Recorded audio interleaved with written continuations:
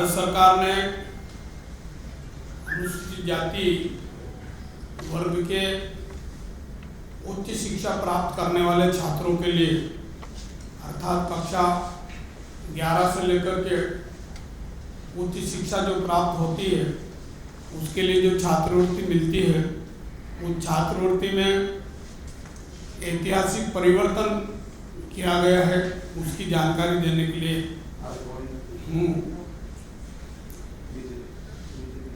देश की आज़ादी के पहले से, और मैं ये कहूँ कि 1944 से पोस्ट मैट्रिक स्कॉलरशिप देने का प्रावधान है और 59-60 से इसमें राज्य और केंद्र दोनों मिलाकर के कुछ शेयर देते हैं और उससे भी पोस्ट मैट्रिक स्कॉलरशिप छात्रों को दी जाती है।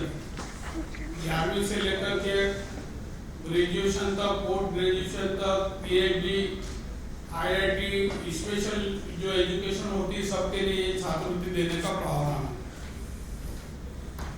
बीच में एक फार्मूला आया कमिटेड लायबिलिटी और उसमें एक मापदंड था कि पंचवर्षीय योजना में 5 सालों में जो अंतिम वर्ष था उसमें जो खर्चा किया था राज्य सरकार और केंद्र सरकार दोनों के सहयोग से, वो राशि कमिटेड लायबिलिटी हो जाती थी और फिर वो कमिटेड लायबिलिटी राज्य सरकार को देना होती थी और उसके अलावा जो खर्च होता था ट्यूशन फीस का, रख रखाव का, वो फिर केंद्र सरकार देती थी।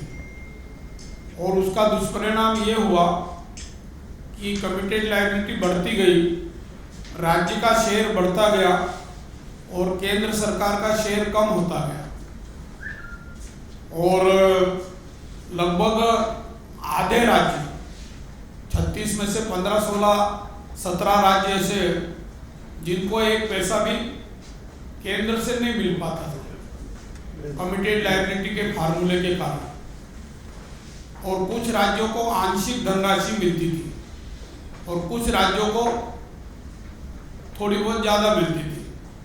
और इस प्रकार का जो पैसा हम देते थे राज्यों को, वो एवरेज पिछले 3-4 साल का मैं बताऊं तो 1300 करोड़, 1200 करोड़ और अभी पिछले 2 साल का तो 1100 करोड़ ही केंद्र सरकार का हिस्सा मिलता था साल में।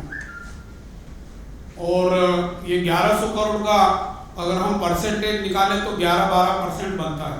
हमारी तरफ से हम केंद्र की तरफ से 11-12% देते थे और ये राशि बहुत कम थी। इस कारण से 10th पास करने के बाद छात्रवृत्ति के अभाव में राज्य सरकार जब कठिनाई महसूस करती थी और छात्रवृत्ति देने की स्थिति में नहीं रहती थी तो बहुत सारे छात्रों ने ड्रॉप आउट ले लिया, अर्थात स्कूल छोड़ दिया, उच्च शिक्षा की पढ़ाई छोड़ दी। एक तो ये परिणाम ये आ रहा था, दूसरा ये कि राज्य सरकार के पास पैसा नहीं होने के कारण वो कई राज्यों में छात्रवृत्ति दे नहीं पाते थे और देते भी थे तो टाइम पर नहीं देते थे। इस कारण से भी बहुत सारी कठिनाई आती थी। राज्यों से हमारे पास मांग आती रही और हम भी इस विषय पर विचार करते रहे और विचार करने के बाद ये तय किया कि ऐसा अमाउंट कर दें जो केंद्र राज्यों को ज़्यादा दे, और चूँकि शिक्षा राज्य का अधिकार है, राज्य का विषय है, इसलिए उनको भी शुरू से जो शेयर पैटर्न चल रहा है उसको 60-40 कर दिया जाए। 60% केंद्र सरकार देगी और 40% राज्य सरकार वहन करेगी और इसका परिणाम यह होगा कि हम जो 60% अमाउंट देंगे वो जो वर्तमान अमाउंट दे रहे हैं 1100-1200 करोड़, उसका 5 गुना होगा। अभी हम एक साल में 1100-1200 करोड़ रुपए देते थे, अब एक साल में 5500 से लेकर 6000 करोड़ तक की राशि केंद्र राज्यों को देगी और 40% राज्य मिलाएगा। ये कुल राशि का एवरेज हमने जोड़ा है 5 साल का, ये योजना 5 साल के लिए है 25-26 तक। तो इसका हमने अमाउंट जोड़ा टोटल तो 59,048 लाख रुपए बनते हैं और अभी हम देते थे 11-5 5500 करोड़ और अब बनेगा ये 59,048 करोड़। इस प्रकार से ये राशि हम देंगे और इसका लाभ ये होगा कि जो ड्रॉप आउट हो गए लगभग 1,36,00,000 गरीब से गरीब परिवार के बच्चे, जिसके घर में परिवार में लोग निरक्षर है, पढ़े लिखे नहीं हैं, इस कारण से पढ़ाई का महत्व कम समझ के बच्चों को स्कूल धनाभाव के कारण स्कूल छुड़वा देते थे। ऐसे 1,36,00,000 तो ऐसे छात्र होंगे जो गरीब निर्धन होंगे अत्यधिक, उनको शिक्षा के क्षेत्र में पुनः लाना, उनको प्रवेश दिलाना, उनकी पढ़ाई करवाना, ये काम करेंगे। और टोटल मिलाकर के 5 साल में 4 करोड़ छात्रों को इस प्रकार की छात्रवृत्ति का फायदा मिलेगा। ये छात्रवृत्ति की राशि हम डायरेक्ट स्टूडेंट के खाते में डालेंगे।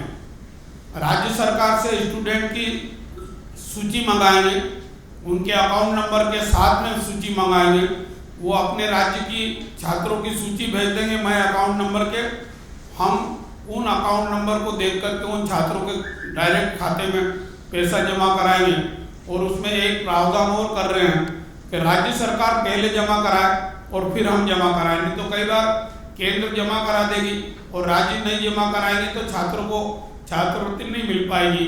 इस कारण से ये भी प्रावधान हम करने का प्रयास कर रहे हैं और मुझे उम्मीद है कि राज्य सरकार इस फार्मूले से सहमत होकर के, अभी तक हमने घोषणा की है, जानकारी दी है, उसके बाद कई राज्यों से इसकी प्रशंसा भी हुई है और कहा है कि ठीक है ये फार्मूला अच्छा है, हम इस फार्मूले से सहमत हैं। अभी तक किसी भी राज्य से इसका विरोध नहीं आया है। मैं मानता हूँ सभी राज्यों के गले उतरने जैसा फैसला, ऐतिहासिक फैसला हमने किया है। प्रधानमंत्री नरेंद्र मोदी जी शिक्षा को प्रोत्साहित करने की दृष्टि से इस पर गंभीरता से विचार कर रहे थे और ये फार्मूला निकल कर के आया है। डायरेक्ट बेनिफिट स्कीम के अंतर्गत स्टूडेंट के खाते में जाने के कारण लीकेजेस भी नहीं होंगे। पहले कई राज्य इस धनराशि का उपयोग छात्रवृत्ति देने की बजाय किसी और काम में ले लेते थे और कई राज्यों से शिकवा शिकायत आती थी, उसकी जांच भी होती थी और राज्य कह देता था कि ठीक है हम पैसा छात्रवृत्ति देने में लगा देते हैं। इस प्रकार की अनियमितताएं बहुत सारी होती थी। अब कुल मिलाकर अनियमितताएं भी रुकेगी, छात्रों को डायरेक्ट फायदा मिलेगा और इस योजना के कारण शिक्षा का स्तर बढ़ेगा। अगर मैं आंकड़े दूं कि 2002-03 में कितने थे छात्र और अब कितने हैं, तो आज की तारीख में जो 14-15 से आंकड़े गिनेंगे तो 17% था, आज की तारीख में 23% है और हमारा लक्ष्य है कि ये 27% तक छात्र लोग प्रवेश लेना प्रारंभ करें और 27% का आंकड़ा हम पार करें। इस प्रकार की योजना को लेकर के ये कार्य योजना बनी है। किस राज्य को कितना पैसा मिलेगा ये भी जानकारी मेरे पास है, अगर कोई पूछेंगे तो मैं बताने की स्थिति में रहूँगा। और ये 59,048 करोड़ जो धनराशि टोटल खर्च होने वाली है उसमें 35,534 करोड़ रुपए केंद्र सरकार का होगा और 23,500 करोड़ करीब राज्यों का होगा। ये स्थिति है, इससे छात्रों को लाभ होने वाला है। मेरा विनम्र निवेदन है माननीय दुष्यंत गौतम जी से कि आपको संबोधित करें। आदरणीय धन्यवाद आदरणीय केंद्रीय मंत्री थावरचंद गहलोत जी का, हमारे मोर्चा के राष्ट्रीय अध्यक्ष आर्य जी का, आदरणीय म्यूक जी का। परंतु आज ऐसी स्थिति आ गई है कि हमें 6,000 करोड़ रुपया शिक्षा के क्षेत्र में अनुसूचित जाति वर्ग के लिए खर्च करना पड़ रहा है। आज़ादी से पहले और आज़ादी के बाद, आज़ादी से पहले छुआछात होती थी, जात पात होती थी, लेकिन संविधान देने के बाद में छुआछात जात पात सामाजिक समरसता का बहुत बढ़ावा हुआ है, जिस कारण से हम सब सामंजस्य आपस में सानिध्य बनाकर रहते हैं। लेकिन समाज जो बुराइयां करता है, समाज में जो बुराइयां होती हैं समाज के द्वारा, प्रमुख लोगों के द्वारा समय समय पे ख़त्म होती रहती हैं। अनेकों ने ऋषि मुनियों ने भी इसके लिए प्रयास किया है और वो ख़त्म भी हुई है। लेकिन सरकार जब छुआछात और जात पात या द्वेष के कारण किसी वर्ग को वंचित करके रखती है तो बड़ा दुखदायी होता है। आज़ादी के बाद क्योंकि डॉक्टर भीमराव अंबेडकर जी धारा 370 नहीं चाहते थे। वह पाकिस्तान के बंटवारे को आर पार चाहते थे कि बंटवारा हुआ है, आर पार होना चाहिए। वो समान आचार संहिता चाहते थे। वह महिलाओं को बराबर का हक चाहते थे, जिसके कारण जवाहरलाल नेहरू जी उनको पसंद नहीं करते थे। उनका 36 का आंकड़ा था। कांग्रेस ने वो द्वेष वहीं पर ही नहीं रोका, बल्कि हमने देखा कि डॉक्टर भीमराव अंबेडकर जी से इतना द्वेष कांग्रेस रखती थी कि उनको भारत रत्न लेने के लिए कम से कम गैर कांग्रेसी सरकार का इंतजार करना पड़ा। ये बड़े दुखदायी बात है। और उस समय से हम लगातार हम देखें, यही नहीं है, डॉक्टर भीमराव अंबेडकर जी का अंतिम संस्कार भी दिल्ली में नहीं होने दिया। और दुर्भाग्यपूर्ण है कि यहाँ की सामाजिक संस्था ने उनको बॉम्बे लेके गए, दादर के अंदर। आपने देखा होगा दिल्ली में कहीं भी डॉक्टर भीमराव अंबेडकर जी की समाधि भी नहीं है और ना ही उनका संग्रहालय है। मैं अपने माध्यम से आदरणीय नरेंद्र मोदी जी का और हमारे सामाजिक न्याय अधिकारिता मंत्री थावरचंद गहलोत जी भी बैठे हुए हैं, इन सब का धन्यवाद करना चाहता हूं कि केंद्र सरकार ने आदरणीय नरेंद्र मोदी जी के नेतृत्व में डॉक्टर भीमराव अंबेडकर जी की समाधि, जो दादर के किनारे चैत्य भूमि है, जिसको चैत्य भूमि कहते हैं, उसका पूरा निर्माण वहाँ पे 10 एकड़ के अंदर इंदू मिल बंद पड़ा हुआ था, उसको लेकर डॉक्टर भीमराव अंबेडकर की समाधि बनाने का काम किया। और सबसे बड़ा दुख जब होता है, हम संग्रहालय देखते हैं, हम जवाहरलाल नेहरू के संग्रहालय जाते हैं, 3 मूर्ति बड़ी चीज़ें मिलती हैं, जहाँ तक कि उनको गुलाब का फूल उस समय का भी किताबों के अंदर बंद दिखाई देता है।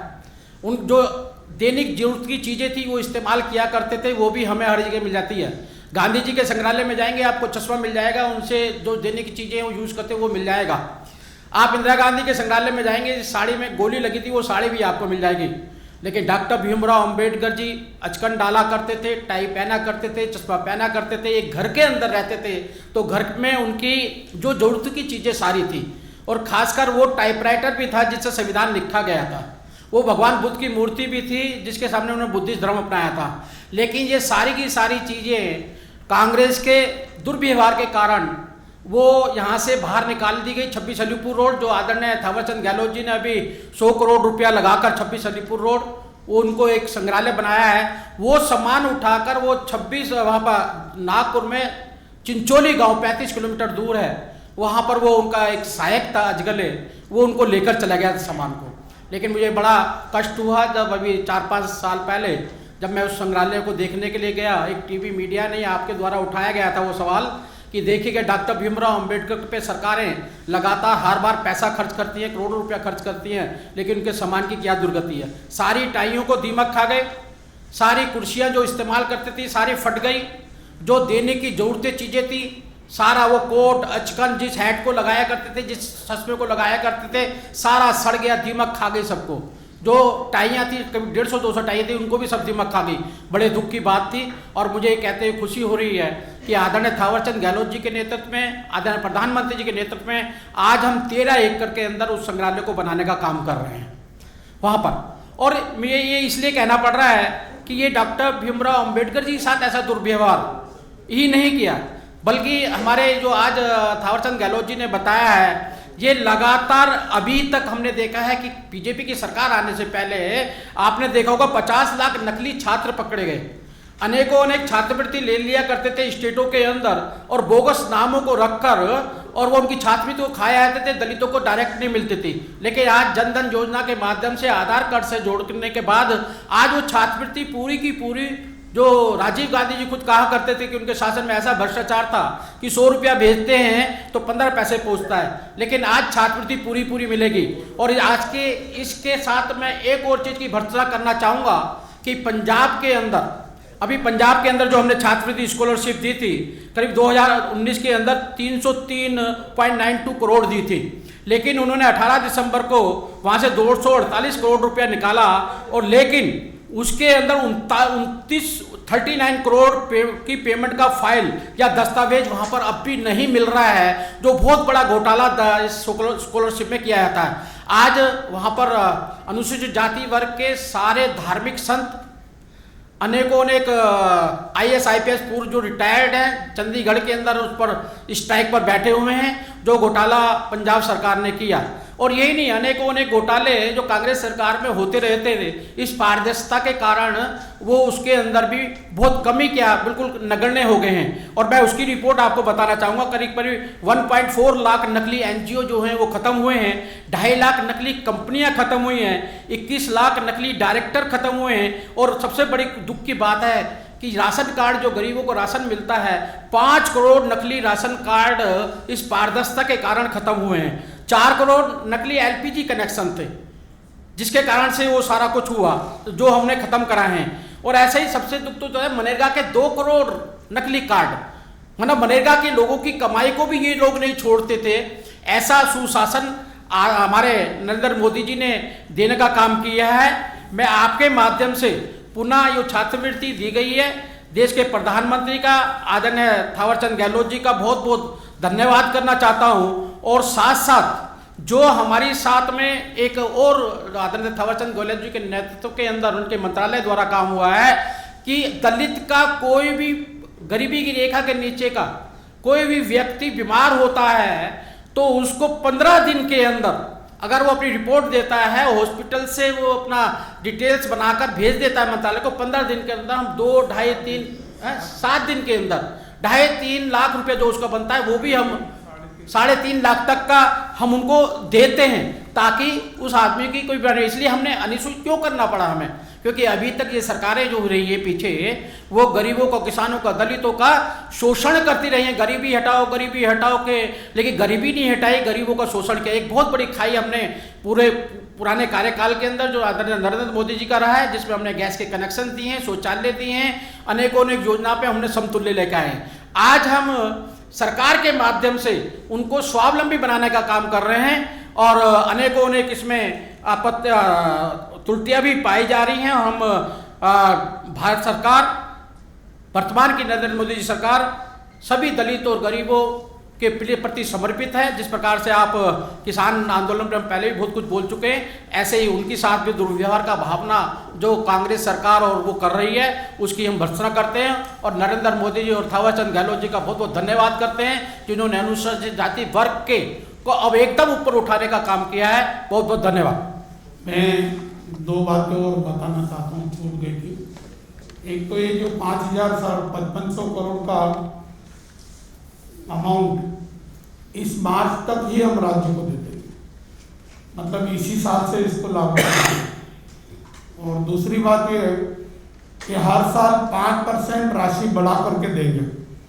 जैसे 60-40 का रेशियो है ना, तो इस बार हम 60% दे रहे हैं, अगले साल हम 65 देंगे, उसके बाद वाले साल में 70 देंगे, उसके बाद 75 और 80% तक का ये हर साल 5% बढ़ा करके देने का प्रावधान किया है। ये देंगे।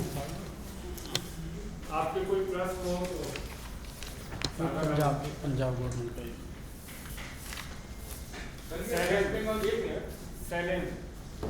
योजना चालू हुई है, क्या कोई आंकड़ा है जिससे पहले के मुकाबले कितने ज्यादा छात्रों को फायदा होगा? और क्या इसके बावजूद भी कुछ संख्या बची गरीबी से देखा के नीचे दलित छात्रों की या फिर अभी ये छात्रवृत्ति 60 लाख छात्रों को मिल रही है। और जब हमने नया फार्मूला बनाया ना, तो हर साल 10% से ज़्यादा वृद्धि होने की संभावना है। और अगले 5 सालों में इसका लाभ टोटल मिला करके 4 करोड़ छात्रों को मिलने वाला है, ऐसा हमारा अनुमान है। इसमें 1.36 करोड़ बेहद गरीब छात्रों को उच्च शिक्षा से भी जोड़ने का प्रावधान है और सीधे सीधे पैसे ये विद्यार्थी के अकाउंट्स में ही सीधे जाएंगे। राज्यों से सहमति मिल रही है, बंगाल से भी सहमति मिली है इस विषय पर? असहमति किसी भी राज्य से नहीं आई है अभी तक। अभी तो बंगाल वाले वो किसान क्रेडिट वाला भी पैसे मांग रहे हैं, अब तो पहले नहीं दे रहे थे, अब तो मांग रहे हैं। वो आयुष्मान का भी पैसा मांगेंगे थोड़ी देर में, लेकिन वो मांग रहे हैं हमें दोगे, हम बांटेंगे। और वो कैसे बांटते हैं ये मालूम है, लेकिन सब पैसा जनधन खाता जो खुला है उसी के माध्यम से आधार कार्ड से संबंधित होकर जाएगा। कोई भी इसमें भ्रष्टाचार नहीं होगा। जो 85% लोगों को, कांग्रेसियों को, अन्य दलों को खाने की आदत पड़ी हुई है, वो आदत अब छूट जाएगी।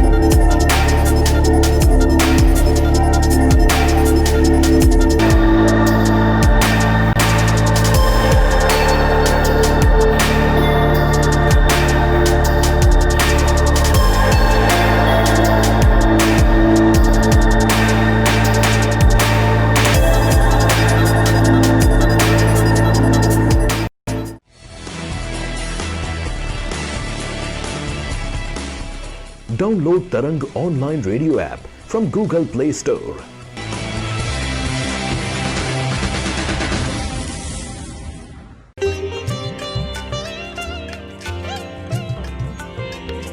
You are listening to Tarang Devotional Online Radio.